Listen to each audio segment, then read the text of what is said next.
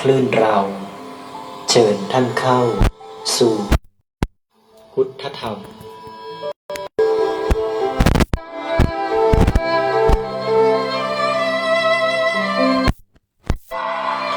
คลื่นเราเชิญท่านเข้า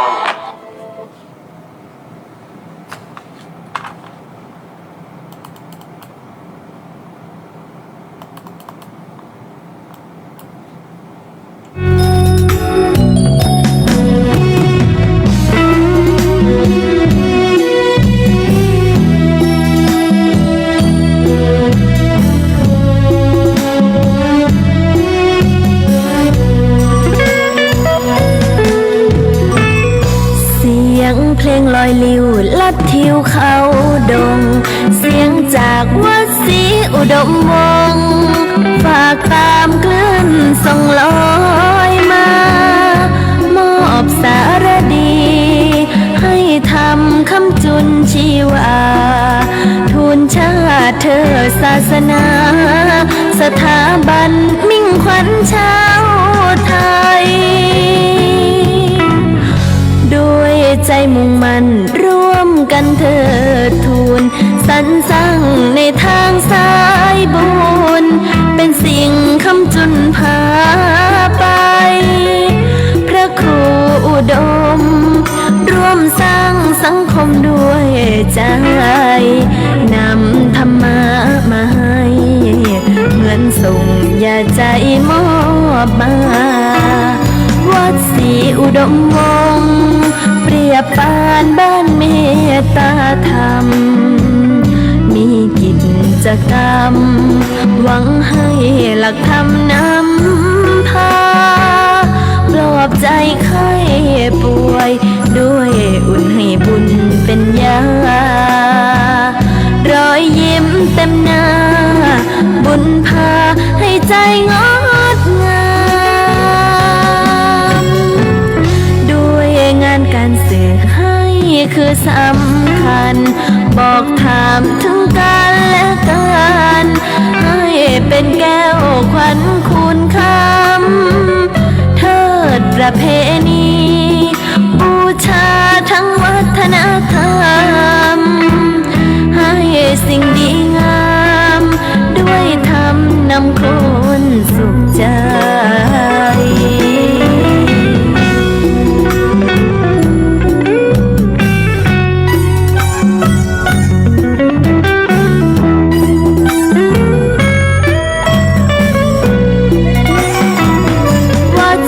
อุดมวงศ์เปรียบปานบ้านเมตตาธรรมมีกิจกรรมหวังให้หลักธรรมนำพาปลอบใจไข้ป่วยด้วยอุ่นให้บุญเป็นยารอยยิ้มเต็มหน้าบุญพาให้ใจงดงามงานการสื่อให้คือสำคัญบอกถามถึงกันและกันให้เป็นแก้วขวัญคุณคำเทิดประเพณีบูชาทั้งวัฒนธรรมให้สิ่งดีงามด้วยธรรมนำคนสุขใจ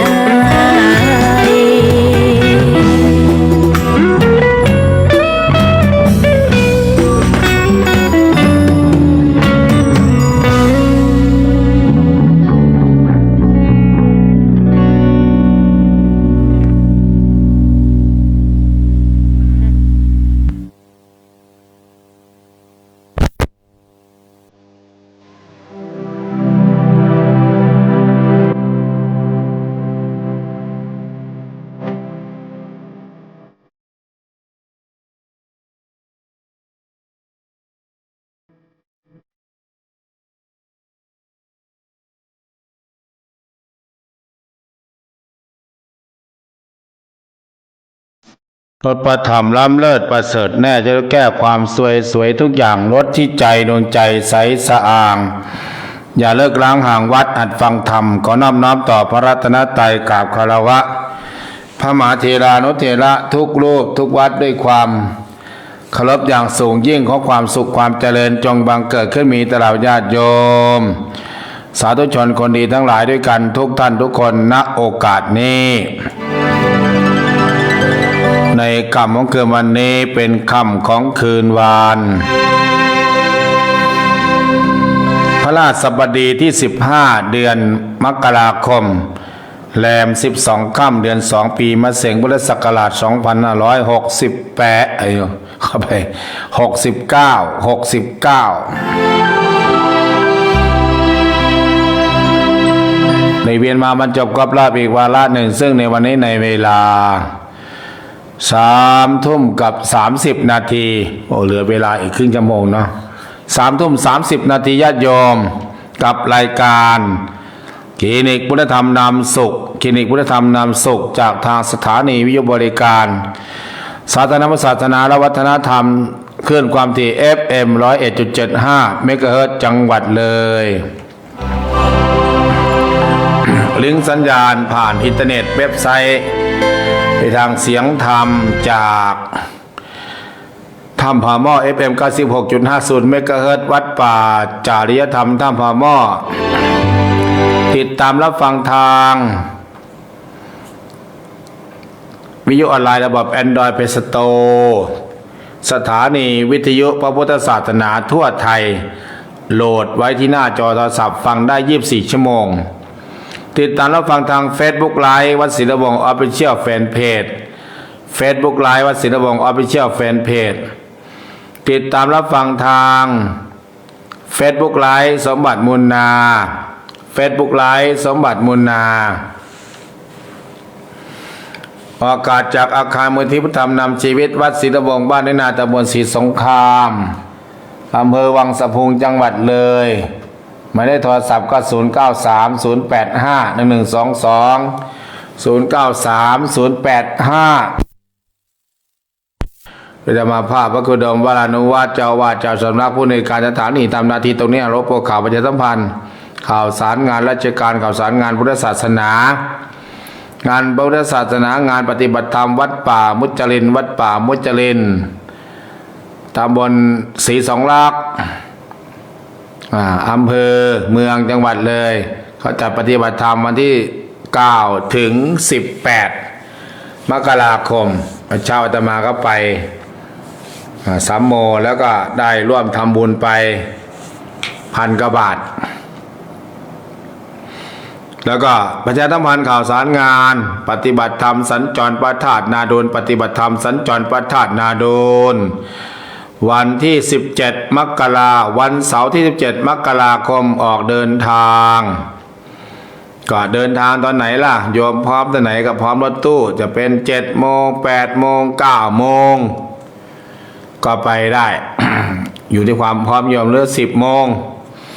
แต่อาตมาภาพจะออกไปก่อนประมาณสักตี 5เนี่ย ไป6 โมงตี 5ก็ไปบูรณาการอยู่ตรงโน้นก่อนแต่วันพรุ่งนี้อาตมาภาพก็เดินทางไปได้ตี 5ไปเดินไปตั้งเต็นท์ไปดูเต็นท์แล้วก็ดูขยับโต๊ะลูกถูกลงทานต่างๆต้องถามว่าตรงทานตั้งตัวไหนได้ครับผมแล้วก็ลงโอบุกโอบีต่างๆก็จะไปแล้วก็เครื่องขยายต่างๆจะดูน้ำทายาใน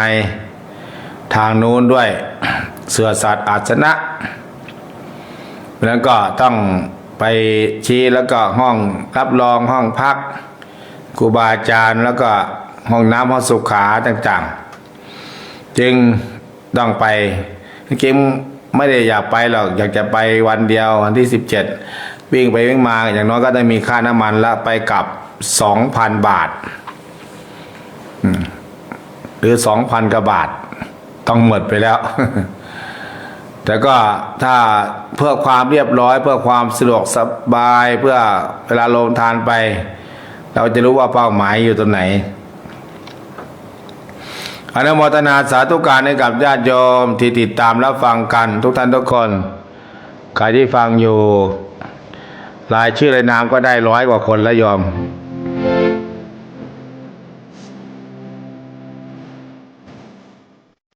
ไปหารายชื่อก่อน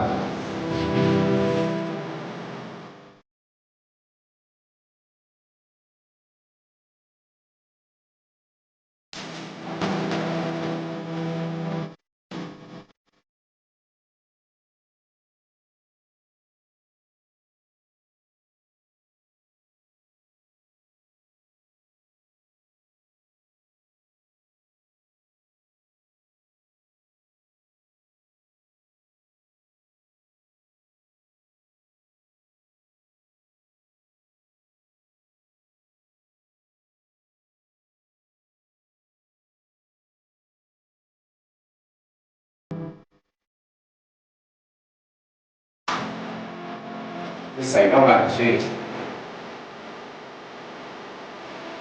รายชื่อไปใส่ก็อยู่นี่ก่อนเข้าอยู่นี่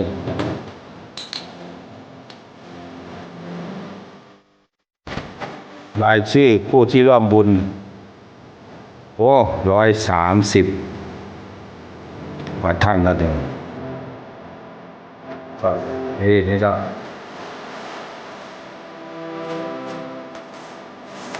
เป็นการร่วมบุญก็ถือว่าดูแลอะไรอนุโมทนากับพระครูธรรมรานุวัฒน์ร่วมบุญพระธาตุนาโดน 1,000 บาทแม่กุลศรีตมิลา500 บาทแม่ใบสิงสา500 บาทแม่อธิษฐานจากกทม500 บาทแม่บอกมณีแก้ว300 บาทแม่ต่อตน300 บาทแม่หมอแอม300 บาทแม่สมจิตเนาสน300 บาทแม่สมหญิงมีชื่อ300 บาทแม่สมหมายชยา300 บาทลุงฤดีสมพร200 บาทแม่โอ200 บาทแม่แตงอ่อน200 บาทแม่ไม้200 บาทแม่บัวจับผลสมบัติ200 บาทแม่ทองสุนบริวัน200 บาทแม่น้องนางน้องเจ้า200 บาทแม่ทองศรีเพ่งธรรม200 บาทแม่แก้ววันนี้200 บาทแม่ชีพัฒน์ยิ่งเจริญ200 บาทแม่ชีเป็นยาวันศรีคุณเมือง200 บาทแม่นีกล้วยแขก200 บาทแม่มีวงมนทา300 บาทแม่วงมนทาเนี่ยแม่วงมนทา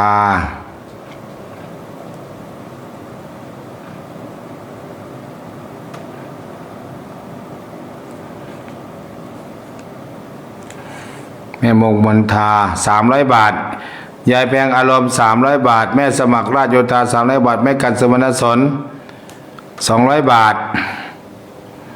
แม่สมัคร200 บาทแม่กัน200 บาทแม่หนุ่ย200 บาทแม่รักกันร่วม200 บาทยายเนียมอาจภาษา200 บาทแม่น้องนางน้องเจ้าแม่นางขันพิทักษ์สังการ300 บาทแม่ภาวนาบนชื่น300 บาทพระไกรสอนมโน500 บาทพระมังกรปัญญาโย300 บาทพระวิชัยอนาลโย300 บาทพระอาทิตย์พระอาทิตย์วัดศิลปวงศ์300 บาทหลวงตาจอมวัดป่านาคุณเลิศ300 บาทแม่คำแพงศิลาชัย100 บาทแม่ภาพ100 บาทแม่เจี๊ยบศรีสวัสดิ์100 บาทแม่น้องดาวบัวบุตร100 บาทแม่ตุ๊กสีสร้อย100 บาทแม่อ้อยหวางแม่อ้อยนาคุณเลิศ100 บาทแม่ทองคำใต้มิลา200 บาทแม่นินมักมี300 บาทแม่ประนอมประชุม300 บาทคุณยายบุญจันทร์โอนแก้ว 1,000 บาทน้องทอฝัน200 บาทแม่ชั้นแม่ชั้นเมืองเลย100 บาทแม่ยุพาเมืองเลย100 บาทแม่สาวนามนตรี200 บาท แม่วาสนาปัญญาดี300 บาทแม่เพชรพักดี200 บาทแม่สว่างธนิมนต์200 บาทแม่สุดท้าย200 บาทแม่สึงวันเขียนสิวัน300 บาทแม่เจนาอ้อฟังไปนะแม่เจนาอ้อ300 บาทอาจารย์น้อยผาเจริญ1,300 บาทนสอภิรดี สมพร200 บาทนสบัวลอยสมพร200 บาทแม่ประภาวันเมืองเลย100 บาทแม่สิงโต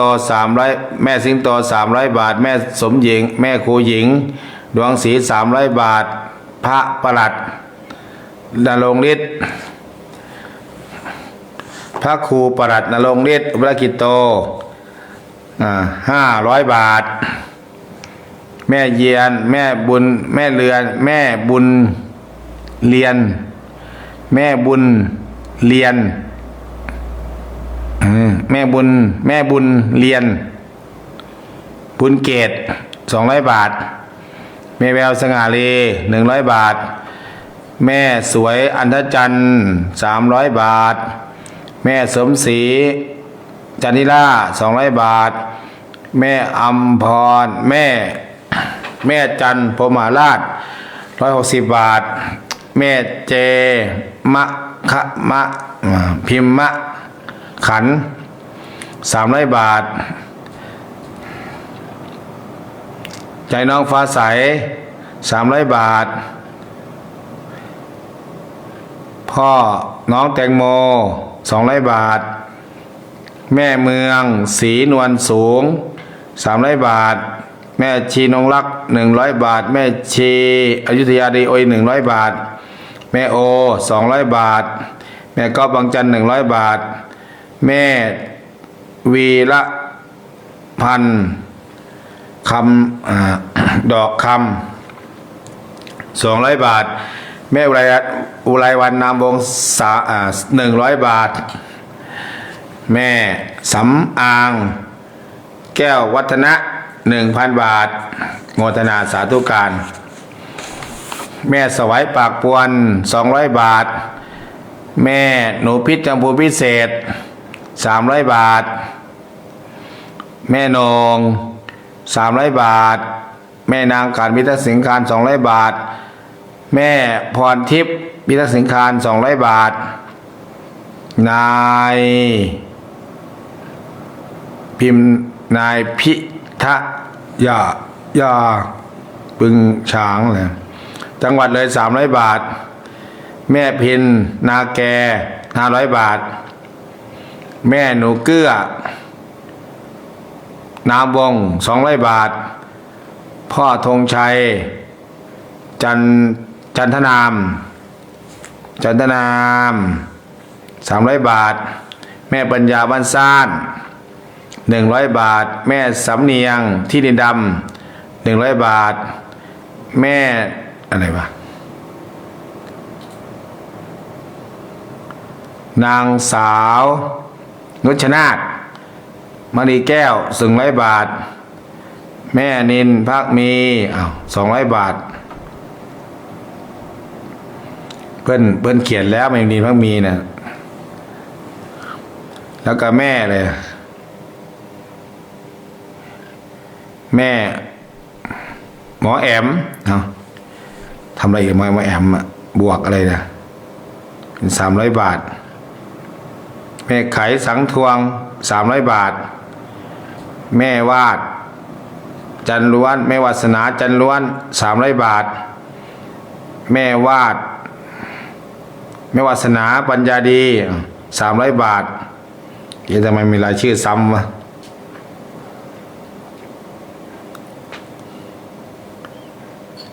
แม่บัวเรียนบุญเกตซ้ำนี่ว่าเนี่ยทำอะไรชื่อซ้ำแล้ววะ บุญเกต300 บาทแม่คูณแสงขาม100 บาทแม่หนูจันสอนสะลอยตาอะไร100 บาทแม่แม่เอี้ยงคำโสภาเนียง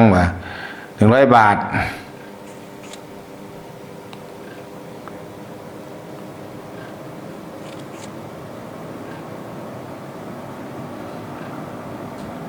แม่โอมอะไรนะจำศักดิ์200 บาท แม่กล่องจันทิล่า300 บาท อันนี้แม่อะไรนะบุญรอดแม่สุนันท์บุญรอดป่ะ300 บาท แม่หวาง200 บาท แม่แต่งมึงเลย200 บาท แม่สมศรีมึงเลย100 บาท แม่หนูลั่น100 บาท แม่ทองดี100 บาท แม่ทองหล่อ20 บาท แม่เตียง100 บาทแม่เตี้ยงแม่เตี้ยงยายรัตดาพร100 บาทนวลพรอะไร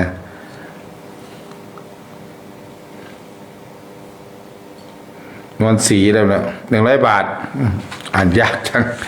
อโมทนาสาธุการแปลงหนังสือใหม่โมทนากับญาติโยมติดตามรับฟังกันทุกท่านทุกคนเปิดหน้าไม้เด้อเปิดหน้าไม้ทองจันนิพินิจมนตรีทวียันตะลุนะทองจันอโมทนาสาธุการเปิดหน้าไมค์มีใครฟังบ้างเนาะรับกันหมดแล้วเนาะ วันนี้อากาศไม่หนาวเป็นไงเนาะโยมอากาศไม่หนาว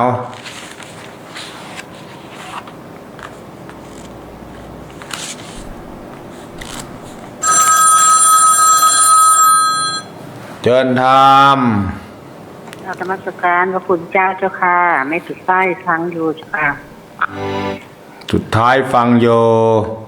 เตรียมพร้อม ญาติเตรียมพร้อมซักซ้อมดีเจ้าค่ะ ญาติโยมอย่าลืมเด้อชุดขาวผ้าถุงเอาไปเผื่อหัวรอดเยี่ยวแตกเอาไป2 ผืน 3 ผืนถุงมือถุงเท้าเสื่อรองนั่งเจริญพร กราบนมัสการพระครูเจ้าค่ะฟังอยู่เจ้าค่ะไล่ซื้อพระครูกับเป็นยังบุญอยู่น้องเจ้าค่ะได้สมควรอยู่แค่100 กว่า100 กว่าในเพิ่งได้อ่าน แต่ก็มาเขียนใหม่เลยเขียน ชัดเจนมากเลยงงอยู่พระครูผู้ขาเป็นสงสัยรถไม่ได้ไปร่วมตัวบาดเจ็บหรือร่วมหมดเจ้าค่ะไม่ต้องรวมไปเลยไปรับแล้วก็ไปรออยู่ปั๊มนู่นก็ได้ชุมแพหรือไปเรื่อยๆดุยไปจะได้บอกสมไหว้พระใครไหว้พระมันเผยเมตตาก็สอนแล้วล่ะพออาตมาจะไปตั้งแต่ตี 5มั้งคนเดียวอ่ะเจ้าค่ะเมื่อเอื้อนผู้ไปแล้วก็กลับมาอีกติเจ้าค่ะแมนตั้งดูโต๊ะดูเต็นท์ดูแรงต่างค่ะเชิญทำกราบนมัสการพระคุณเจ้าค่ะจากในแต่วันกับฟังอยู่เจ้าค่ะเติมบุญเจ้าค่ะเติมบุญ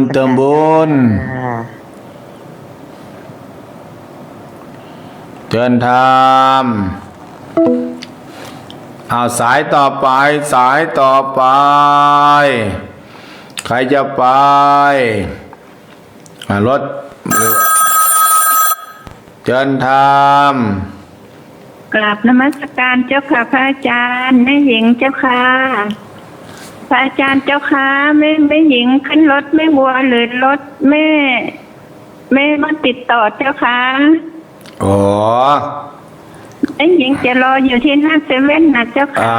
แม่หญิงเนี่ยมี2 คนกับแม่บอแมนฟังรถเขาจะวิ่งมาจากเมืองเลยไปรับแม่เจนาอ้อ4 คนเจ้าค่ะแม่บัวน้ำแล้วก็มารับแม่บัวน้ำหวย3 คนเจ้าค่ะแล้วก็รับแม่ครูหญิงอีก2 คนเป็น9 หรืออาจจะมารับที่วัดอีกหนึ่งคนก็เป็น10เดี๋ยวเขาจะจัดการเองหรอก เจ้าค่ะ แม่บัวนั่งกับแม่บัว นั่งกับแม่เจ3 จุด เจ้าค่ะ รถเขาวิ่งมาจากนู่นรถเขาวิ่งมาจากนู่นเชียงคานน่ะหรอก เจ้าค่ะ เข้าใจเนาะ เข้าใจเจ้าค่ะแต่เบอร์รถให้แม่บัวแล้วเหรอเจ้าค่ะ เบอร์รถบ่ก็แล้วแต่เขาจะจัดเบอร์ไหนก็ขึ้นไป ไม่เบอร์โทรศัพท์ของโชเฟอร์นะเจ้าค่ะ เขาได้ไปแล้วแหละ อ๋อเจ้าค่ะเจ้าค่ะถ้างั้นโยมติดต่อแม่บัวได้เจ้าค่ะ เซเว่นเดี๋ยวรอเซเว่น ค่ะ ประมาณจัก6 โมงหรือประมาณนี้แล้ว6 โมงกว่าหรือ7 โมงอย่างน้อย เจ้าค่ะ ทุกคนก็ต้อง โยมจะ ทุกคนก็ต้องเตรียมข้าวไปกินเองเด้อ เจ้าค่ะ ห่อข้าวเอาไปกินพร้อม เจ้าค่ะกราบนมัสการลาเจ้าค่ะ เจริญพรพรุ่งนี้จะบอกอีกทีนึงอาตมากลับมาก็จะบอกอีกทีนึงกลับมาเข้ารายการนี่แหละเจริญธรรม ครับประกาศมาเย็นนะคะก็เลยก็ฟังอยู่เจ้าค่ะอันนั้นก็เลยให้ลูกสาวอุ่นแล้วเดี๋ยวเจ้าค่ะ รับทราบรับทราบ เจ้าค่ะฟังอยู่เจ้าค่ะเต็มบุญเจ้าค่ะครับการลา คุณรักษาเทวดาคุ้มครอง ส่วนแม่สิงโตก็นั่งมา8 คนแล้วก็มารับที่วัดอีก2 คนเจริญธรรม ขอน้องมาสการเจ้าค่ะพระคุณเจ้าแม่สมจิตบ้านอย่างเดียว โมทนาบุตรนำเด้อเจ้าค่ะพระอาจารย์เลยพอได้ไปมาอยู่ฟิอยู่กับหลาน นี่รักหลานห่วงหลาน เจ้าค่ะอยู่บ้านคนเดียว รถคันไหนเต็มแล้วก็ออกไปได้เลย ไม่ต้องสำหรับใครที่เต็มอย่างบ้านห้วยเสคำนัดพบกันที่พระธาตุนาโดนนี่แหละไปแล้วก็หรือไปรอกันแถวแล้วจะยอมป้อมจะนัดเจอกันที่ปั๊มแถวอะไรแถวชุมแพก็ได้ แต่อาตมาก็จะลุหน้ามาตั้งกองหน่วยการก่อนวันที่17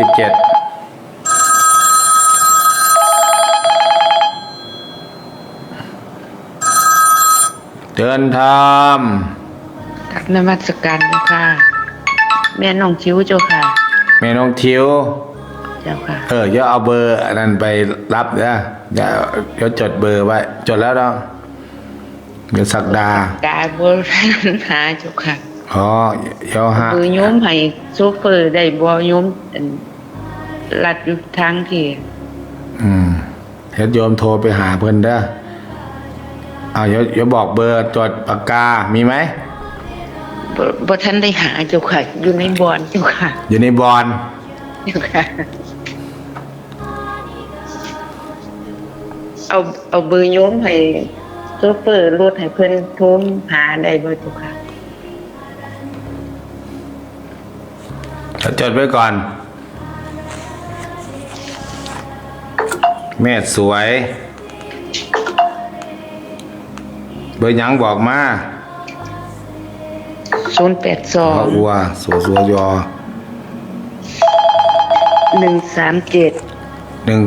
อะไรนะ บอกก่อน 1 ศูนย์อะไร 82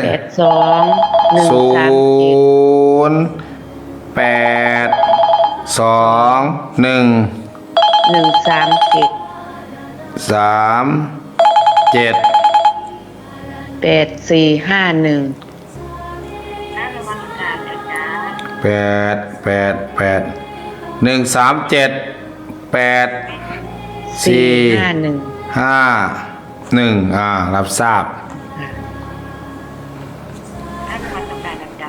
พูด ใครนะแม่อะไรเนี่ย ไม่จีมนะโอ้เจ้าค่ะ ไม่เจนจ้าร ถก็ไปรับ เดี๋ยวรถก็โทรไปหาโยมเนาะ ไปกับแม่สิงโตเจ้าค่ะ บอกแม่สิงโตก็เปลี่ยนแล้วแต่แม่สิงโตเป็น12 คนมันเยอะเกินไป มันมี2 คนค่ะ เหลือ2 คนอีกแล้ว จ้ามันไม่สบายก็เลยไม่ไปก็เลยโทรหาแม่สิงโตบอกมี ได้2 คน ก็ไม่ต้องแม่สิงโตแล้วเอาคันธรรมดาเอาอันนี้แหละแม่สิงโตก็มารับที่วัดแล้วแหละเดี๋ยวมันจะเพี้ยน พระอาจารย์จัดให้เลยค่ะ จัดแล้วเดี๋ยวก็โทรไปหาหรอกรถเชียงคานมารับแล้วก็มารับโยมเสร็จแล้วมารับแม่บัวน้ำห้วยแล้วก็รับแม่ครูหญิงจบข่าว อ๋อเจ้าค่ะ มันไม่ครบก็ไม่เป็นไรหรอกเฉลี่ยกันไป เจ้าค่ะเจ้าค่ะ เดี๋ยวก็หา ทำมีคุณแม่งามทำบุญ200เจ้าค่ะพระอาจารย์ แม่อะไรนะ แม่งามเจ้าค่ะ ชื่องามบ่ จ้ะ เดี๋ยวก่อนนะแม่งามจังหวัดเลยแล้วกันเนาะใส่จังหวัดเลยไปตามสกุลแทน เจ้าค่ะ200 แม่งาม แม่งามแม่ งองูสระอามอม้าเจ้าค่ะ งาแม่งาม เจ้าค่ะ อาตมาใส่จังหวัดเลยนะ เจ้าค่ะ เพราะว่าเวลาไปอ่านที่โน่นต้องใช้จังหวัดเลยกาฬสินธุ์มหาสารคาม101ถ้าเรามัวจะไปอ่านนามสกุลเนี่ยมันสะกดยาก ค่ะ เขาก็จะได้มาทำบุญดีนะกี่ร้อยนะแม่กี่ร้อย 200 บาทเจ้าค่ะ 200 บาทแล้วเอาเงินไปจ่ายที่นู่นเลยนะ เจ้าค่ะ เนี่ยนะตุ้นกันไงกระตุ้นตอนนี้114 คนแล้วโมทนาสาธุ เจ้าค่ะ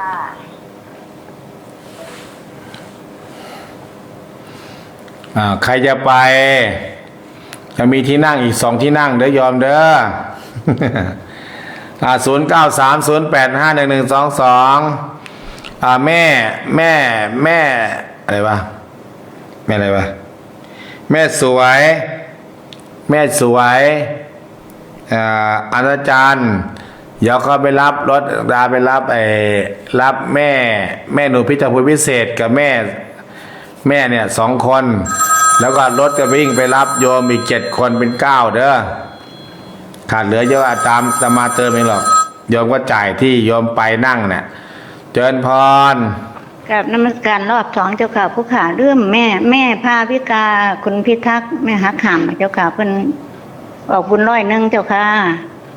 แกชื่ออะไรนะ พาวิกาคุณพิทักษ์เจ้าค่ะ โอ้ยาวไปเอาแม่อะไรอะ แม่หักห้าม ให้พา พาวิกาเจ้าค่ะ แม่เอาพากัน พาวิกา พาน่าจะเป็นพอสำเภาเนาะ พอสำเภาสระอาเจ้าค่ะ แม่พาวิกา วิกาก ากออากา เจ้าค่ะ ภายวิกา เมืองเลยเนาะ เมืองเลยเนี่ยนามสกุลเมืองเลยหมดแหละ เจ้าค่ะนามสกุลเดียวกัน มันเป็นเดียวกัน เจ้าค่ะการนมัสการนะเจ้าค่ะ 100 บาท เจ้าค่ะ 160 ท่าน โมทนาสาธุการเพราะได้มีรายชื่ออ่านที่พุทธมณฑล ไม่อายเพิ่นละ การนมัสการเจ้าค่ะ ไม่แน่อาจจะถึง20 คนก็ได้120ใครไม่ได้ไปก็ร่วมบุญ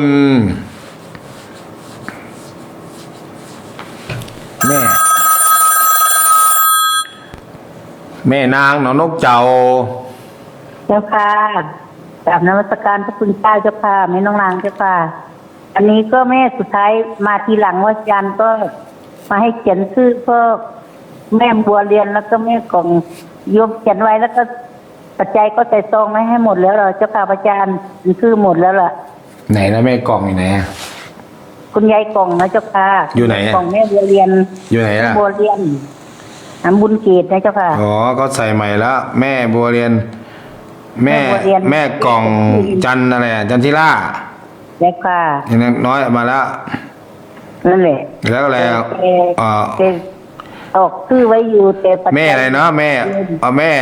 สระโอฮอนกฮูกมอม้าเนี่ยอ่านว่าไงอะ แม่โฮมเจ้าค่ะ แม่โฮมเนาะจำศักดิ์ โฮเองโฮม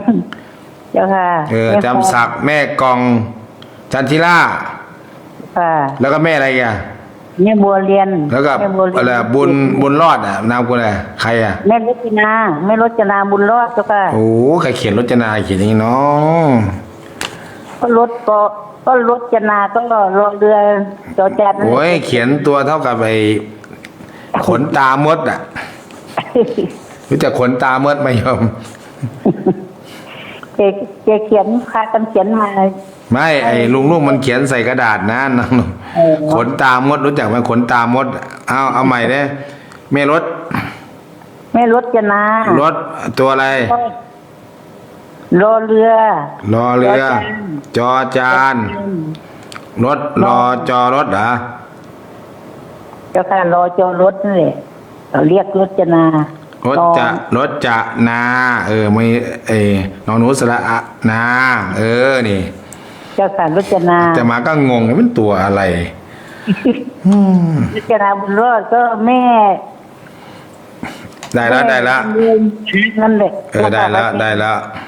นายไปอยู่ เยอะอยู่รถแม่สุดท้ายนั่นแหละแม่สุดท้ายคณะบ้านเหนือปักกิ่ง สาธุได้แล้ว อะไรให้เลย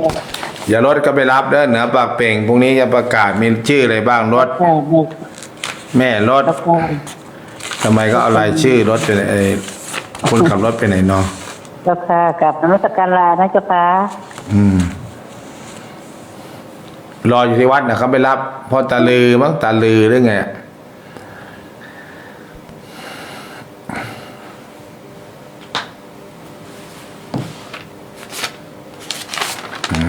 รถคันไหนเบอร์หนึ่งบ้านบุ๋มม่วงแม่ครัว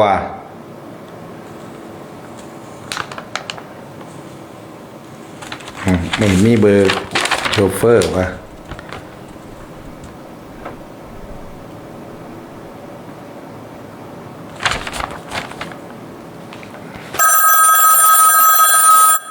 เดินทางกราบนมัสการพระคุณเจ้าเจ้าค่ะพระอาจารย์รถยมก็มี8 คนเอาไม่เจใส่2 คนก็พอดีมาเขาใส่เขาเปลี่ยนใหม่แล้วที่แรกกันมี4 คนงั้นก็เลยมันจะเอามาใส่คันนี้มันจะเป็น9ก็เลยโยมก็รักษา8 คนไว้บัดนี้อันไม่เจบ่ไป2 คนก็เหลือ2 คนก่อนแล้วเจ้าค่ะไม่เขาเปลี่ยนอาจารย์เปลี่ยนรถละแต่มันลงตัวละไม่ต้องไปเปลี่ยนละเดี๋ยวจะมั่วเจ้าค่ะเดี๋ยวรถเขาไปรับต่างหาก8 คนน่ะอย่ามารับที่วัดอีก2 คนอ๋อเจ้าค่ะแล้วก็ทางแม่เจกับมารับแม่น้ำหวย2เป็น3เป็น5 7กับแม่ครูหญิง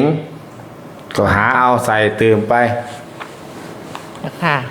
อยู่ก็รักษา8 คนไปพุ้นเลยเนาะไปถึงนู่นเลยแล้วหาเอาที่หลับที่นอนใส่ไปหาไอ้มะละกอไว้ไปให้ก็ตามส้มมีข้าวก็เอาใส่ข้าวไปจ้ะแล้วก็อย่าลืมน้ำดื่มเป็นเงินบ่ได้บ่เจ้าค่ะน้ำดื่มบนรถตัวโอ้เจ้าค่ะโยมมาไปเยอะแล้วเจ้าค่ะเจ้าค่ะฟังอยู่เจ้าค่ะเจิญพร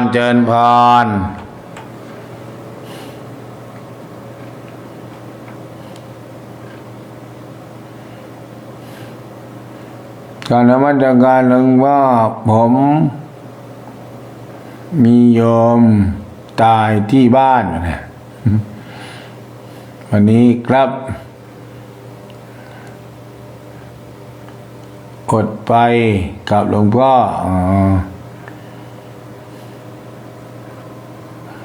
มีโยมประสบอุบัติเหตุป่ะเสียชีวิตไปถึงตายอนุโมทนาสาธุการ